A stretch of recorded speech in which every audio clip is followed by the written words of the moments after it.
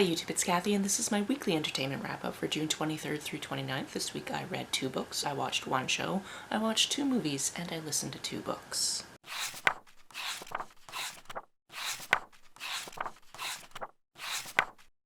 Sweet caffeine, where would I be without you? Speaking of where and where I wouldn't be, this is obviously not home. I'm visiting family up island, and this is the only location where there's not somebody sleeping who could hear me talk. And also it's a beautiful location because it's my aunt's studio, and yes, she painted all of these, and they're great. I'll link to her business, Foxglove Hollow, down below, because you too could paint these. First this week I finished Tarnished Are the Stars. This one was really interesting and a quick ride, which I really enjoyed. We have 3 point of view characters in this one, but the first one we meet is this girl who's been living on the fringes of a society that is set up on Earth adjacent. So not Earth as we know it, but a different Earth that they're terraforming. Something major that sets her and her village apart is everybody there ends up having heart troubles, and everybody there ends up having to have heart replacements that are in part made by clocks. Our second point of view character is the son of the guy who's actually running the settlement on Earth adjacent and is actively looking for our first point of view character, although he doesn't really know it yet. And then third, we have somebody who lives in the tower, which is a spaceship that kind of orbits Earth adjacent and is just waiting for it to be terraformed. And she is the eyes of the queen, which basically means she's the queen's spy, and she's going to be sent down to be marrying the second point of view character. Through many reveals and turns of events, it's decided that they need to take down the commander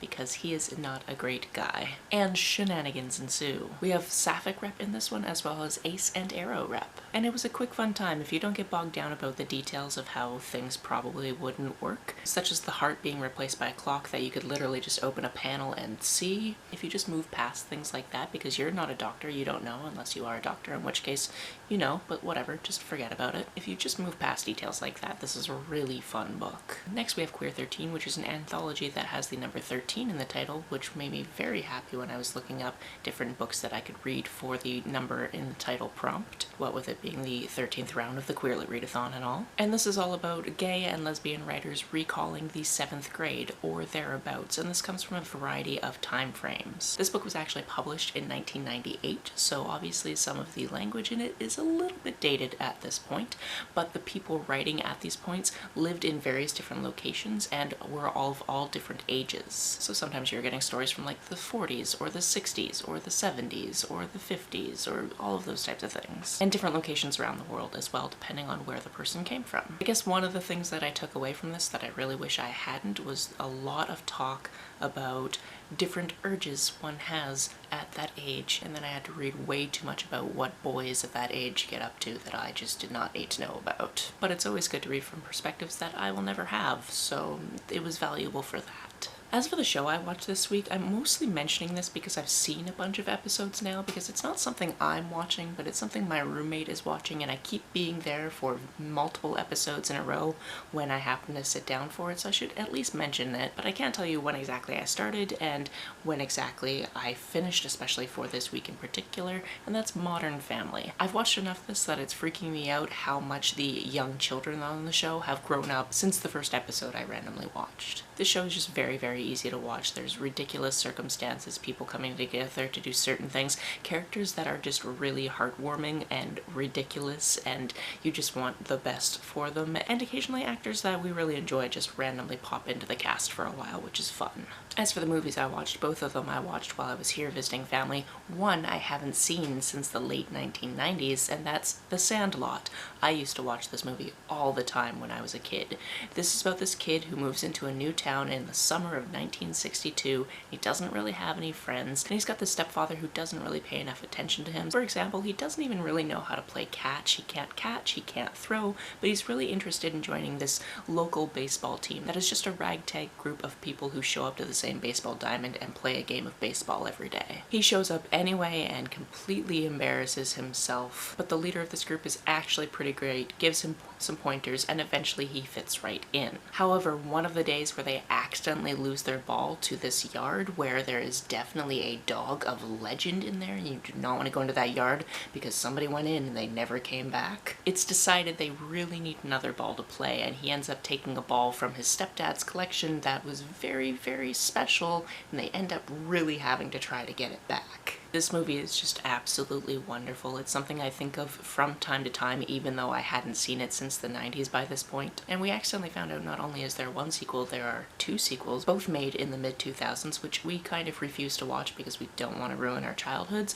But there's also a movie called Killin' Smalls that came out a couple of years ago, in which this mob family watches a movie about how to abduct a celebrity, and they're like, well, we need some money, we should probably abduct a celebrity, and they decide to abduct the guy who played Smalls in The Sandlot, and that guy plays himself. So at some point we might need to watch that. The other movie we watched just last night, and it was definitely a rewatch for everybody in the crowd, even if somebody hadn't watched it since it came out originally in 2004, and that's National Treasure. It's just a fun movie where people are running around trying to solve riddles to try to get a treasure. I don't think I need to explain it any more than that. It's probably something you've heard of before, and I've talked about it before because this is not the first time I've wrapped it up. The first audiobook I finished this week is Sheine Lende. This is the prequel to A Lot's Away, and I really enjoyed this one. This one takes place around the 1970s, I want to say, in rural Texas. And if you've read A Lot's Away, you know this is a world kind of like ours, except for there are many different types of form of magic that are just accepted as being a thing that exists in this world. One magic particular to this family is ghost dogs. They've had dogs who have passed on,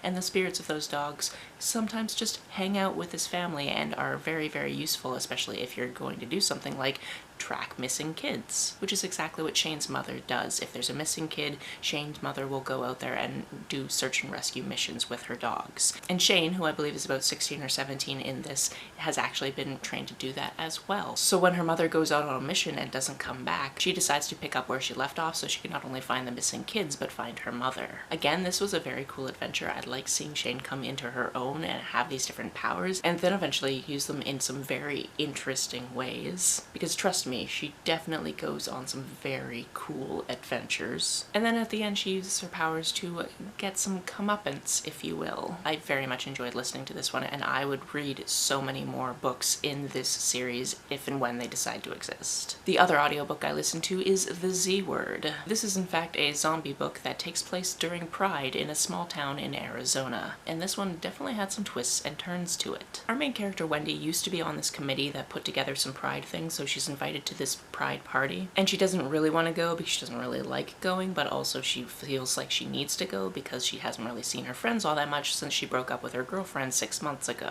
However, her girlfriend is at that party and that causes some problems, but then she ends up meeting this local drag queen that she really, really likes, and they end up hooking up, but then some things don't go right with that, and then as everything's being processed, things in the world don't appear to be right because just randomly people start getting violent and start not making a lot of sense and then start attacking each other at these different Pride events. This one not only had interesting things to say about corporate sponsorships of Pride, there was also a part in it where something was being described that was very gory, because obviously this is a zombie book, and as it was being described I was just being grossed out, and I kind of got that sympathy puking feeling I get when I see or hear or smell puke. But I was walking down the street and trying not to gag and throw up, and I had like tears coming out of my eyes, and I'm pretty sure the person that ran by me thought I might not be okay, but I was glad they didn't stop because I did not need to embarrass myself any further. So I really enjoyed how this could be raw and disgusting, but then also have these really interesting conversations. I thought it was a fun time, but I would never want to be in the position of these characters. That's it for this week. If you've read, watched, or listened to any of these, let me know about it down in the comments below. On the way down to the comments, if you hit that subscribe button, that would be very nice of you. If you don't feel like leaving a comment but want to make sure that I know you were here, just leave me an emoji or a smiley face if you happen to be on your keyboard. Some people have asked if there's a way to financially support this channel, so I set up a Ko-fi account, which is a digital tipping service. The link for that, as always, is down below. You can like and share this as you see fit, and I will see you very soon. Bye!